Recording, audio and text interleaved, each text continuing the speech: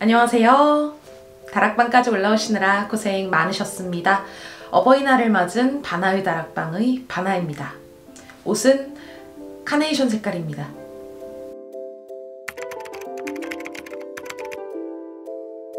네, 이 영상이 올라가는 날은 5월 8일 어버이날입니다.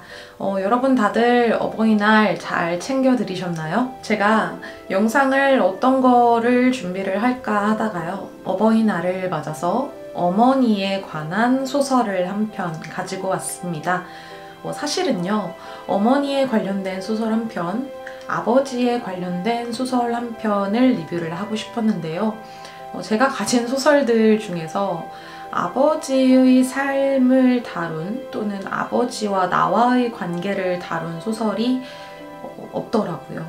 근데 제가 최근에 읽은 소설 중에 엄마와 딸, 그리고 할머니와 엄마, 엄마와 딸, 그러니까 나의 관계를 다룬 소설이 있길래 이번 영상 리뷰로 준비를 해봤습니다.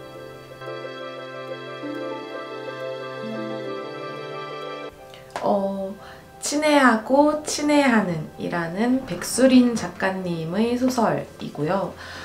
백수린 작가님은 2011년에 데뷔를 하셨고요. 그 이후에 2015년, 그리고 2017년, 18년, 19년 꾸준히 상을 받아오고 계신 작가님이십니다.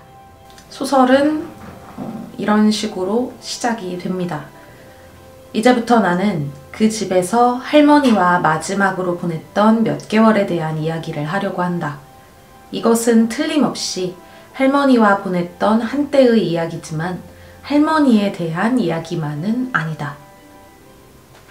이 문장에서도 알 수 있듯이 할머니에 대한 이야기이기도 하지만요, 그 과정에서 엄마와 어떻게 관계가 회복이 되었는지에 대해서도 같이 적혀있는 소설이라고 할 수 있겠어요. 오늘 제가 영상을 찍으면서 좀 울컥울컥하는 부분이 있을 수도 있습니다. 이유는 오늘 제가 준비한 리뷰할 책이 엄마에 대한 이야기거든요. 울컥울컥 하면서 읽었던 책이고요. 리뷰를 하면서도 울컥울컥 할 것만 같은 책이에요.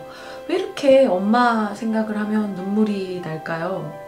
죄를 많이 지었나? 이 소설은 여성 3대에 대한 이야기를 다루고 있습니다. 주인공인 이나의 시점에서 펼쳐지고요. 그리고 엄마, 그리고 그 엄마의 엄마인 나의 외할머니, 이렇게 세 여성의 이야기로 펼쳐지는데요.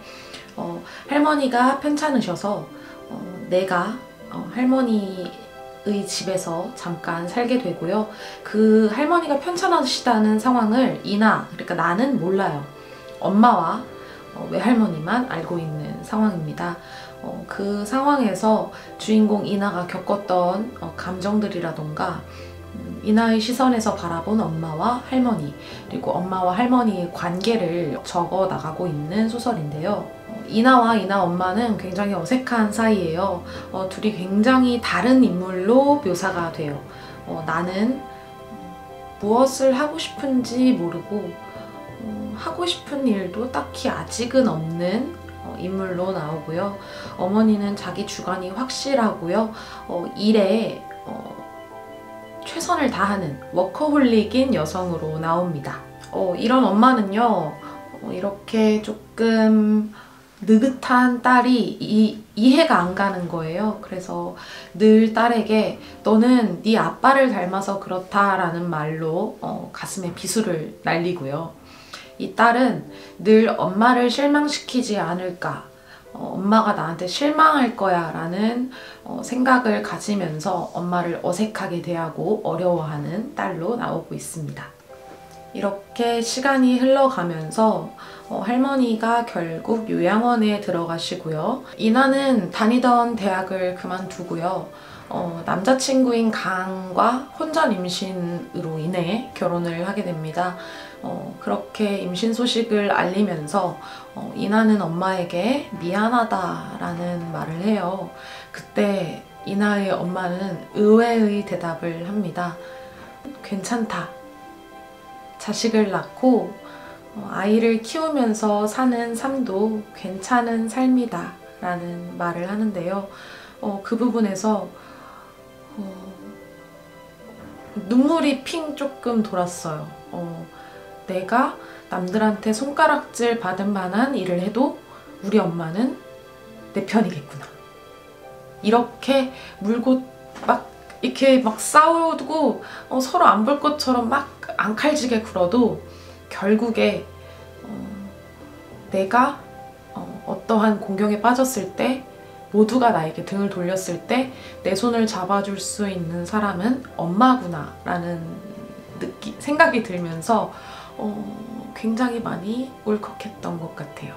네, 결국 이나는요, 자식을 낳고 어느 정도 키운 후에 자신의 꿈을 찾아서 일을 하기로 결심을 합니다. 그때 남편이 말려요. 너의 자식도 너처럼 그렇게 외롭게 만들 셈이냐? 라고 묻는데, 그런 만류에도 불구하고 이나가 자신의 꿈을 펼칠 수 있었던 이유는 또 엄마의 말 한마디입니다. 어머니가 이나한테 그랬대요. 너의 나이가 겨우 33이고 아직 이쁘고 젊을 나이인데 충분히 너도 할 수 있다 라는 응원의 말을 해서 결국 무대 디자이너의 일을 할 수 있었다 라는 구절도 나오는데요. 물론 이게 엄마에 관한, 엄마에게 한한 얘기는 아니겠죠. 아빠도 저희 아버지도 제가 무슨 일을 하겠다라고 했을 때 충분히 저를 응원해 줄 것이고요. 하지만 제가 딸이기 때문에 그런 엄마와의 관계가 훨씬 애착이 가고요. 더 커가면 커갈수록 공감할 수 있는 부분이 많아지는 것 같아요. 물론 이 외에 다르게 파고들자면요. 뭔가 여성의 독립의지라던가 다양한 여성들의 삶의 모습을 볼 수 있는 소설이기도 해요. 하지만 저는 오늘 리뷰는 어버이날에 더 초점을 맞춰서 찍었기 때문에 이렇게 엄마라는 단어, 그리고 사랑이라는 단어, 친애하다라는 단어에 초점을 맞춰서 리뷰 영상을 찍은 거고요. 왜 친애하고 친애하는 일까라는 생각을 했어요. 왜 2번이나 이 단어가 들어갔을까? 아마 그 이유는 주인공인 이나에게 제가 처음에 설명드렸다시피 엄마가 2분이 계셔서이지 않을까라는 생각을 합니다. 자신을 낳아주신 엄마를 친애하고요. 또 키워주신 할머니, 그러니까 키워주신 엄마를 또 친애하고요. 사랑한다는 표현보다는 친애한다라는 표현이 조금 더 예의 있어 보이고 격식 있어 보이잖아요. 엄마와 나의 관계가 그런 것 같아요. 잘하면 잘할수록 사랑한다라는 표현보다는 친애한다라는 표현이 어울리는 관계가 아닐까라는 생각을 합니다. 왜 아들들은 커가면 커갈수록 아버지의 마음이 더 공감이 가고요. 딸들은 커가면 커갈수록 엄마의 마음이 더 느껴지고 공감을 많이 한다고 하잖아요. 그래서 이 책 같은 경우는 한번 읽어보시기를 꼭 추천드리고요. 이번 어버이날 선물로는 책 한 권 사서 드리는 거 시간 오래 걸리는 거 아니잖아요. 친애하고 친애하는 이 소설 한 편 손편지와 함께 선물로 드리는 건 어떨까라는 생각을 합니다. 엄마는 내 책으로 읽으면 돼요. 네. 친애하고 친애하는, 제가 생각하기에 어머니와 딸, 아버지와 아들을 수식하기에 가장 어울리는 말이라고 생각을 합니다. 뜻깊은 어버이날 보내시길 바라고요. 긴 영상 끝까지 봐주셔서 너무너무 감사합니다. 영상 즐거우셨거나 유익하셨다면 좋아요와 구독도 한 번씩 부탁드릴게요. 그러면 조심히 내려가세요.